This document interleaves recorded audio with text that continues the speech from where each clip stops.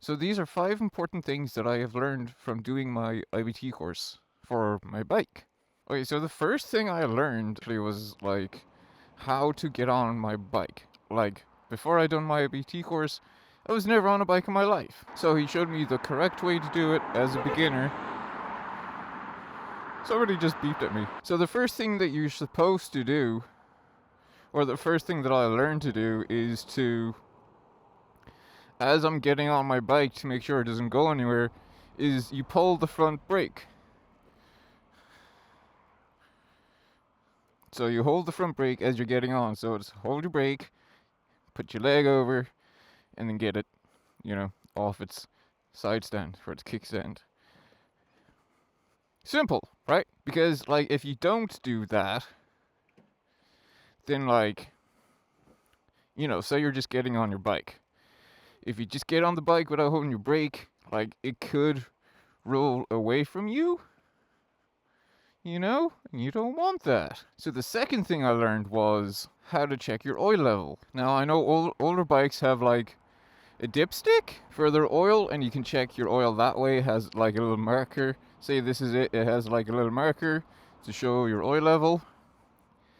Now I don't know about newer bikes, but I know this bike has a clear window on this side, and what you gotta do is straighten up your bike, get your bike straight or whatever, and then you look through the glass and it shows your oil level. So that's pretty important to know.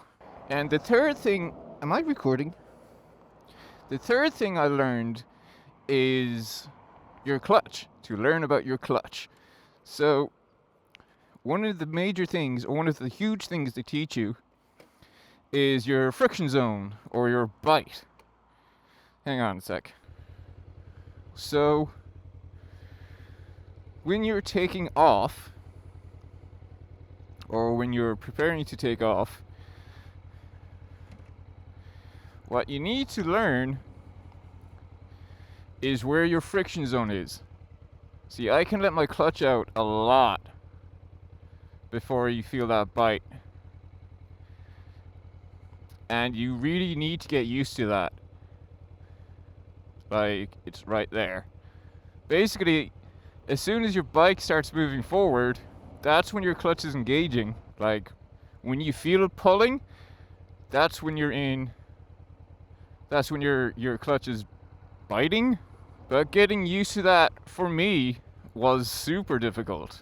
Figuring out where that is. So that took a lot of practice for me. Figuring out where that friction zone is. It's basically okay. When the bike starts pulling away from you, you're in the friction zone. It's you feel that bite and it just wants to go. But to counter that, you just pull in the clutch. If you think, for me, it was so...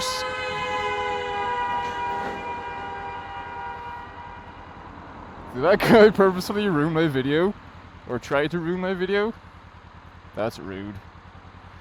I can't even remember what I was saying. Oh yeah, so that was super scary for me. Finding that where that bite is was so scary for me, because it was my first time on a bike. That brings us on swiftly. My voice just broke. To and the fourth thing I learned was to release the clutch slowly. Okay, say we're in first gear, right? Say we're in first gear, right? And we're taking off or whatever in traffic.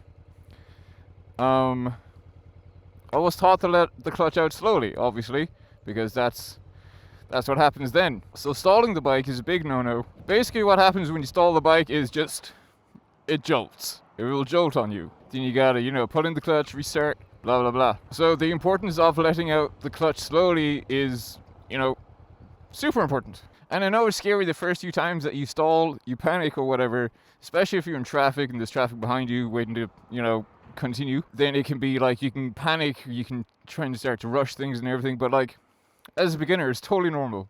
It is totally normal. I've done it a bazillion times myself. And you get used to it. I think the main thing is just don't panic. Just don't panic. It's it fucking happens, whatever. And you're a learner and you're allowed, you know, go through these things, go through the motions or whatever. Like, nobody's going to be perfect on the first time. If you are, good for you. But if you're not, it's fine. Don't worry. Before I get on to the last point, make sure you guys like this video if you like it, and subscribe. It really helps this channel. So the fifth thing I learned from doing my IBT course is that you should never use the front brake when your handlebars are like this. So let's say I'm coming in at an angle, yeah? See the way my handlebars are turned right now? So you're coming in slowly, yeah? And you pull the front brake, your bike wants to dive. It will go down on you. So at slow speed maneuvers, don't use your front brake.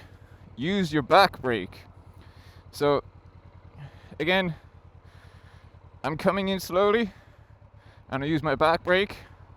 Perfect. That's a good job. But say you're doing it, so you're coming in like this and you pull the front brake, your bike wants to dive. Don't do that. It is super important that you don't pull the front brake when your handlebars are turned. Don't ever do this. Your bike will go down, it'll get scratched, you'll cry. You'll be sad and you'll cry. Also, as an extra tip for anyone who is a beginner rider or whatever and you're worried about scratching up your bike, your fairings, your motor, anything like that, get these guys. I don't know if you can see them perfectly right now, but these are crash protectors or fairing protectors or whatever. So if your bike does go down, they will protect your precious, precious baby. I don't know if we're on number 4 or 5 right now, but another thing that I learned about braking specifically is how to use your brakes. You know, you're traveling along whenever you want to use your brakes. Obviously, you have your front brake and your back brake. Basically, the idea is that you apply different pressures to the brakes. Now, your front brake is your main brake. This is your main brake. Your back brake is your secondary brake. So the pressure that you're supposed to apply to each brake is supposed to be 70% front brake and 30% back brake. And I think that's probably the most valuable thing that I took away from my IBT. That, and don't pull your front brake while your handlebars are turned. So those are the two most valuable things that I took from the IBT course. But yeah, I think they're all very important, to be fair. So I'm going to end this video now. I hope somebody has taken something useful from this.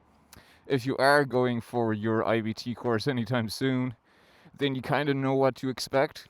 Those, again, are only 5 things that I learned from it. Obviously there's more, but I feel like they're the most important things that I have taken away from that. There's probably more. I just don't remember them all right now. Be sure to like, subscribe, comment.